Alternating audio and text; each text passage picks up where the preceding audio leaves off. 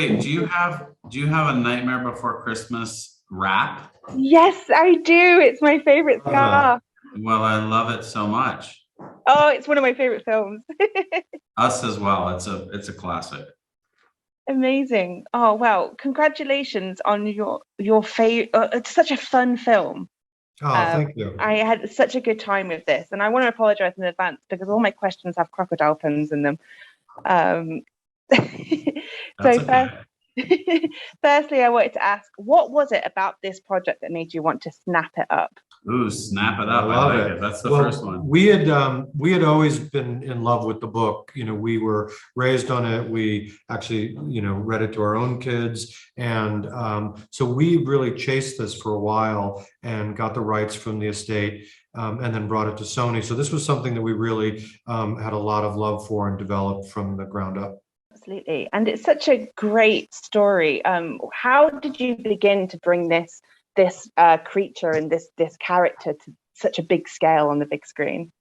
Well, it was sort of a combination of three things, and we'll just tell you very quickly. The first was developing the character visually, which took a lot of time, effort, and energy because we were deciding, well, how much does he look like a real crocodile? Because real crocodiles are incredible, but they're also very expressionless and they have tiny, beady, unempathetic eyes. And we knew that Lyle was a gentle soul, in the midst of this very intimidating creature. So developing him visually was the first step. The second was, getting him onto set, both practically and logistically, in which we had an on-set guide for us in the form of an actor so that our actors could act opposite him. He was about the same height as Lyle, which helped us with camera and the technical eye line. And then the third and most exciting element was once we had cast Shawn Mendes, being in the recording booth with him, filming those moments and applying his characteristics, personality, and what we learned about him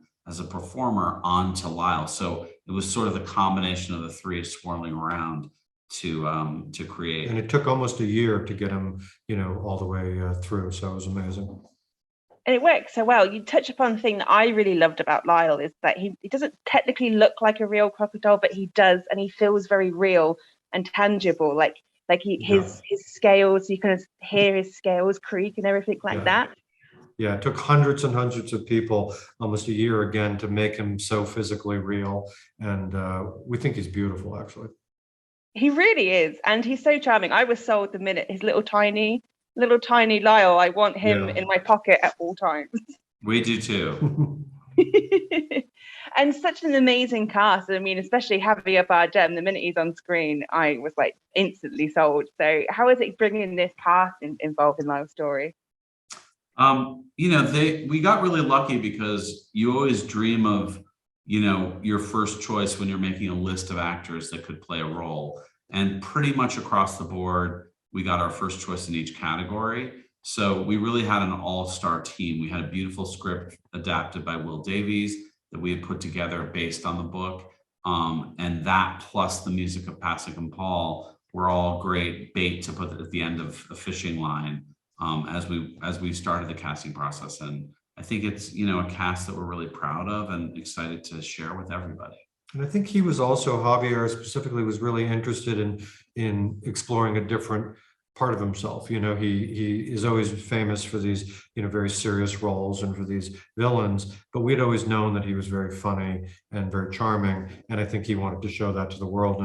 And he really worked very hard, 4.5 months to practice to get these sequences the way they were. Absolutely. And a lot of it also comes down to Winslow's performance because he's so good. Such a great little child star. Yeah, he is. He had a real naturalism. I mean, he came from a family of actors. His parents were performers. His siblings are working in Hollywood. His brother was just the lead in a Steven Spielberg movie that was at Toronto that's getting a lot of attention. So it's definitely in his DNA.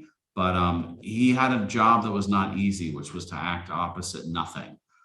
So we had some guide track for him in there, but he was really able to generously give to a co-star that was often and make us believe. I mean, that was really the magic of him. yeah. Amazing. And you touched a bit before on the music of Pasek and Paul. I've been calling it affectionately Lyle Lyle Land. I like that. Great music. You can use that one for free.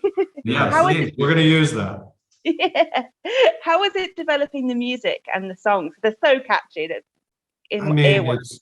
it was incredible. And, you know, we would get these videotapes for, you know, these recorded messages from them when they would finish a song, of them playing it in front of the piano. And the first time you hear these songs, you're blown away. I mean, they're so talented and the songs are so catchy, but more importantly, they're really emotional writers. Like they really tell a story, these songs. And that was what was so important to us, and why I think their work is so beloved around the world. Absolutely, and it works so well. Well, thank you so much for talking with me today. You guys have been Thank great. you. And good luck with the rest of the film. I can't wait for people to. I've been singing "Take a Look at Us Now" like since I saw it. So We still can't get it out of our heads. That's Tell all. people to go see the movie.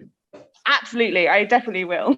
Okay. Thank you Okay, so thank much. you so Thank you. much. Take care. Bye. Ladies and gentlemen, you're watching Hey You Guys! Hey, you guys, huh? Hey, you guys. Is that yeah. from the Goonies? It is indeed, yes. Nice.